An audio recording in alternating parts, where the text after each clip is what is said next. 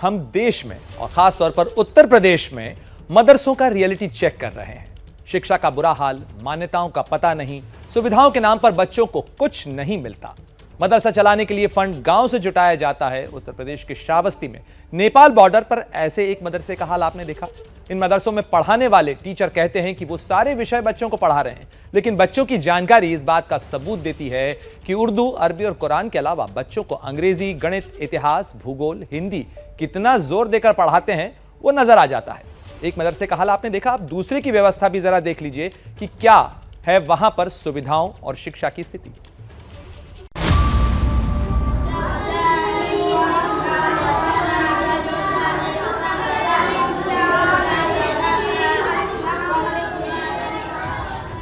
सारे सिर एक लय में हिलते हैं, कायदा एक सुर एक लय में पढ़ा जाता है, लेकिन मदरसों में स्कूलों जैसे गुर नहीं सिखा पाते हैं। इन्हें कायदा याद है, कुरान याद है, लेकिन वो नहीं सिखाया जाता जिससे बड़े होकर ये डॉक्टर या इंजीनियर बन सके।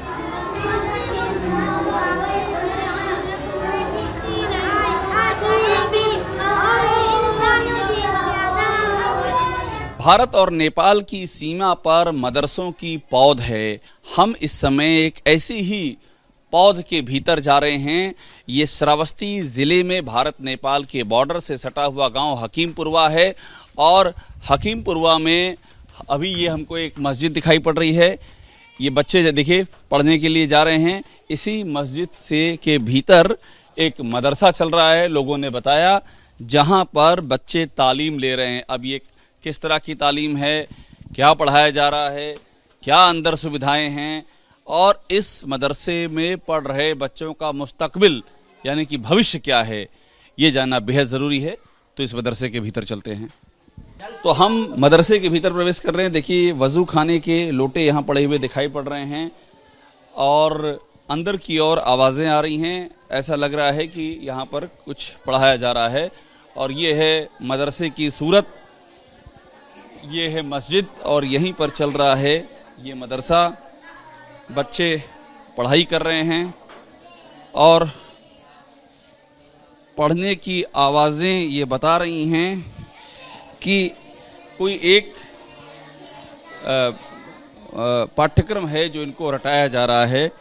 अभी हमको सब बच्चे उर्दू पढ़ते हुए नज़र आ रहे हैं, सारे बच्चे एक तरफ से, और यहाँ कारी साहब बैठे हुए हैं जो पढ़ाते हैं, उनसे ही जानकारी लेते हैं। क्या नाम है आपका? अब्दुल कयूम। अब्दुल कयूम। अब्दुल कयूम। और ये हकीमपुरवा है? हकीमपुरा है जी। मदरसे का नाम क्या है?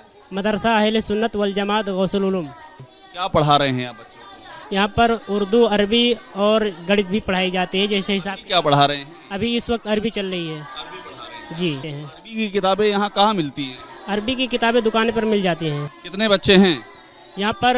इस वक्त जो नाम कंटिन्यू है 100 बच्चों का है और उससे भी ज़्यादा हो जाते हैं। 100 से ज़्यादा बच्चे और कारी साहब एक। 100 बच्चे पर एक कारी साहब। बड़ी मेहनत पड़ती होगी आपकी। तो पढ़ाने वाला एक और बच्चे कभी 100 तो कभी 100 से ज्यादा।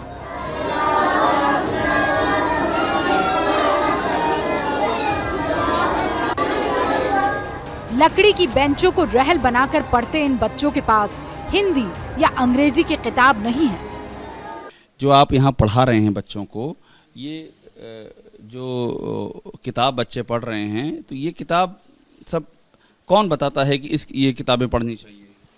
जी, ये किताबें जैसे कि नियम होता है पढ़ाने का।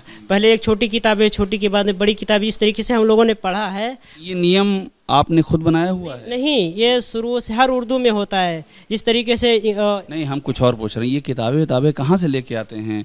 कोई मतलब जैसे होता है, हम लोग पढ़े हैं सरकारी स्कूल से, तो किताबें सरकार बताती है कि ये किताबें पढ़ो, ऐसा कुछ किताबें लेके आते हैं? कहाँ से लेके आते हैं? ये किताब खरीदते हम लोग बता देते हैं, खरीद कर लेकर आते हैं। तो आपको कौन बताता है कि कौन सी किताबें पढ़ानी चाहिए?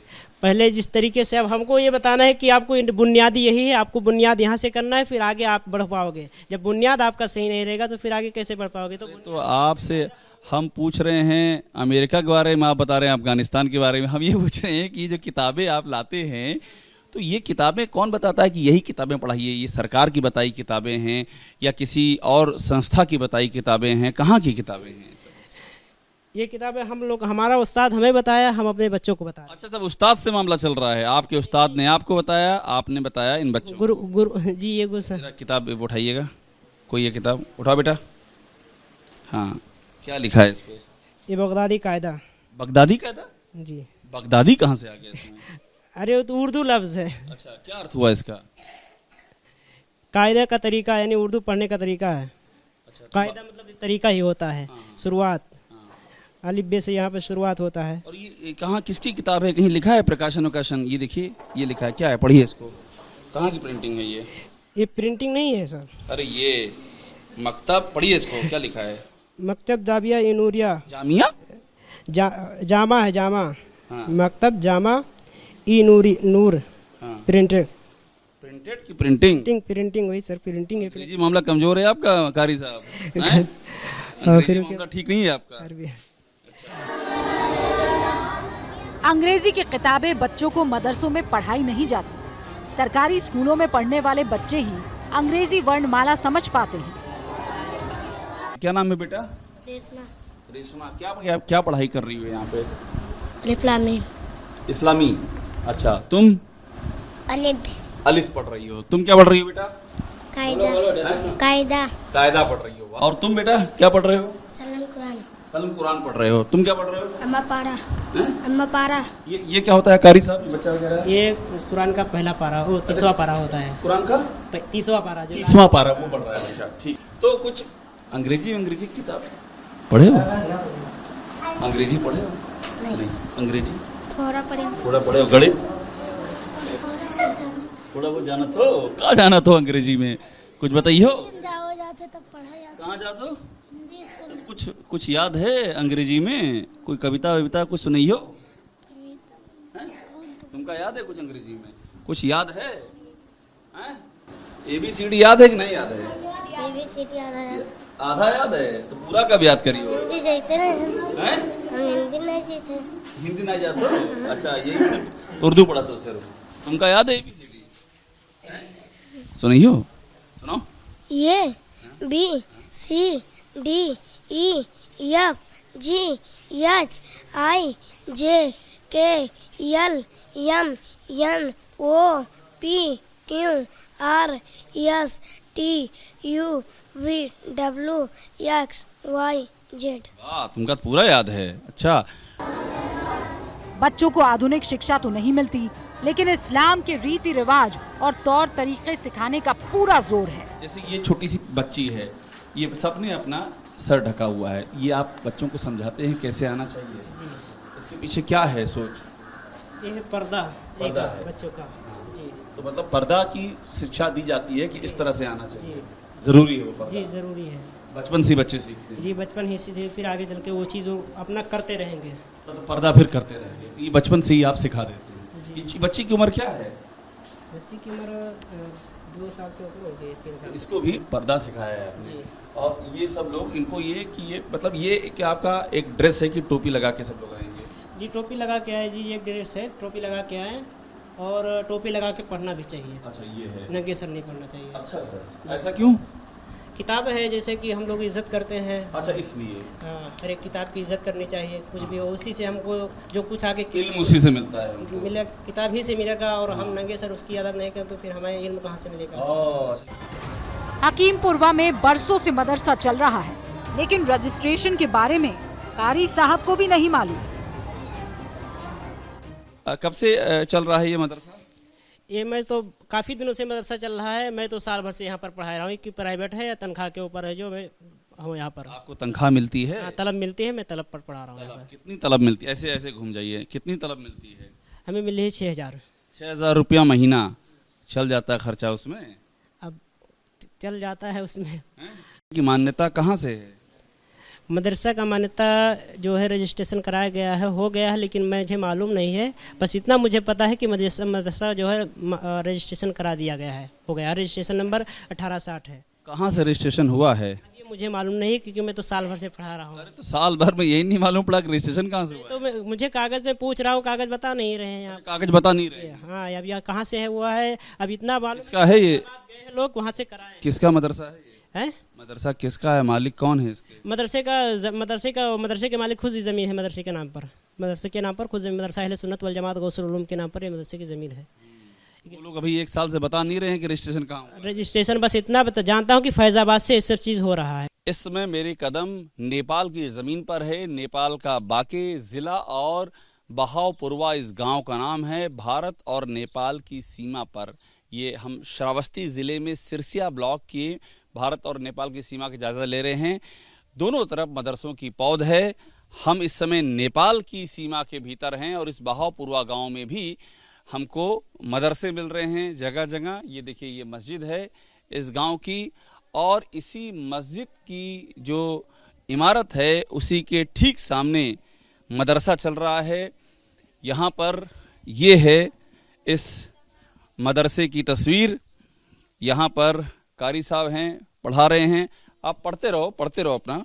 ये बच्चे हैं, ये पढ़ रहे हैं और ये जो यहीं पर इन लोगों ने इंतज़ाम किया हुआ है बच्चों के पढ़ाने का, चटाई बिछा करके। कहने को तो बच्चे सब विषय पढ़ते हैं, लेकिन सच क्या है ये जानिए। क्या है देश का नाम? हाँ, देश का नाम क्या है? तुम्हारे देश का नाम बेटा अमजद? इंडिया। इंडिया है तुम्हारे देश का नाम। तुम देश ही बदल दिए पूरा है। क्या है बेटा? नेपाल। नेपाल है। अमजद बता रहे इंडिया। पता है बेटा नेपाल की राजधानी? नेपालगंज। नेपालगंज राजधानी है। नेपाल की राजधानी बदल दी तुम तो, हैं? तुमको पता है? कारी साहब, आपको पता है नेपाल की राजधानी? नेपाल की राजधानी काठमांडू में। अरे आप तो एकदम सही जगह पहुंच गए। बच्चों को भी सिखाएंगे कि नहीं? बच्चों को सिखाया जाता है, फिर जो है धीरे धीरे बाकियों की तरह ये मदरसा भी चंदे पर ही चलता है। अंग्रेजी में कुछ मालूम है? नहीं पता है। तुमको पता है बेटा अंग्रेजी में? नहीं पता है। हम जम पसीने में पढ़ाई कर रहे हैं सब। क्यों? हाँ, पसीना तो निकलेगा। इतना धूप है, गर्मी है, छत भी नहीं ऊपर। हाँ, तो ऐसे हालत में जो है पसीना तो निकलेगा ही। बच्चे परेशान हो जाते हैं, तो गर्मी जब धूप ज्यादा हो जाती है तो छुट्टी दे दिया जाता है। खर्चा पानी कैसे चलता है आपका?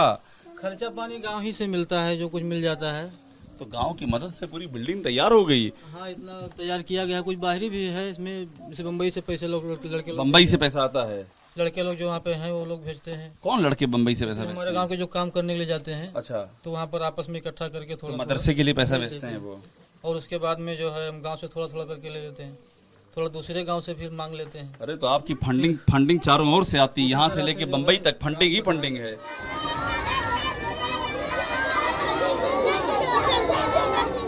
तो ये नेपाल के मदरसे की सूरत है। भारत और नेपाल के बॉर्डर पर बना हुआ है मदरसा। यहाँ जो बच्चे पढ़ रहे हैं इनका मुस्तकबिल क्या होगा? कड़ी धूप में पढ़ाई कर रहे हैं, जो हालात हैं वो आप देख रहे हैं। इनको बुनियादी सुविधाएं कब मिलेंगी और जो इनको तालीम दी जा रही वो तालीम इनकी ज़िंदगी में क्या योगदान करेगी, क्या बनेंगे ये बच्चे आगे चल कर? कि ये तमाम बड़े सवाल हैं जो यहाँ नेपाल पहुँच करके भी हमको जिन सवालों से हमारा सामना हो रहा है। कैमरा मनीष के साथ अभिषेक उपाध्याय, बहावपुरवा, बाके ज़िला, नेपाल, भारत और नेपाल के बॉर्डर से। तो आपने देखा भारत नेपाल सीमा के सरहदी इलाकों में मदरसों में शिक्षा का हाल कैसा है, क्या है जमीनी हकीकत। और ये सवाल इसलिए भी जरूरी है क्योंकि ये भारत के भविष्य से जुड़ा हुआ सवाल है। ये वो बच्चे हैं जो आगे जाके भारत के नागरिक बनेंगे। जैसे ही घड़ी का काटा दोपहर 2:30 पे आए, बबीता जी का दिल सास बहू साजिश के लिए मचल जाए। और ये है इनकी बहू, पूरे दिन ऑफिस की टेंशन हो जाए गॉन जब ये करें अपना फेवरेट शो फ्री टाइम पे ऑन। इनकी तरह आप भी देखें अपना फेवरेट शो अपने टाइम पर और डाउनलोड कीजिए एबीपी लाइव ऐप अपने स्मार्ट टीवी पर।